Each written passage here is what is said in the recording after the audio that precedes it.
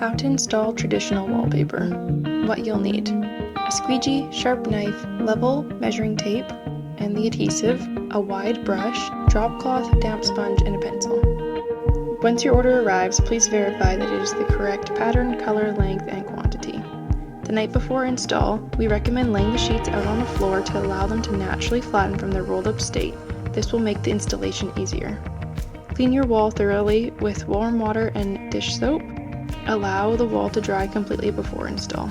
Check to see if your wall is level. If your wall is not perfectly level, measure 23 inches from the left side and make marks down the wall. You'll then line up the right edge of your first sheet against those marks. The excess that will be on the left side can be trimmed off later. Start with sheet number 1 and work from left to right of the wall. Use any generic hardware store wallpaper paste. Follow the manufacturer specifications for mixing, quantities, and drying times. Apply the paste to the back of the wallpaper and then fold over onto itself for 2 minutes.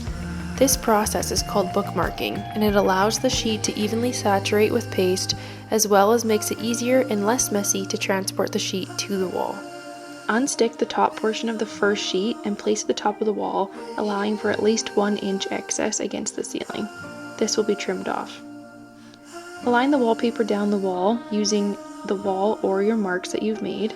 Using a squeegee as you go, smooth out the wallpaper and press it firmly against the wall, getting out any wrinkles or air bubbles.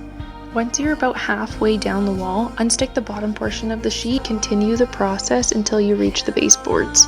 Trim the excess from the ceiling and baseboards before moving on to the next sheet. Unlike our peel and stick wallpaper, this adhesive will begin to dry and will not be able to move after. Align and press the seams firmly together. Repeat this process until your wall is complete.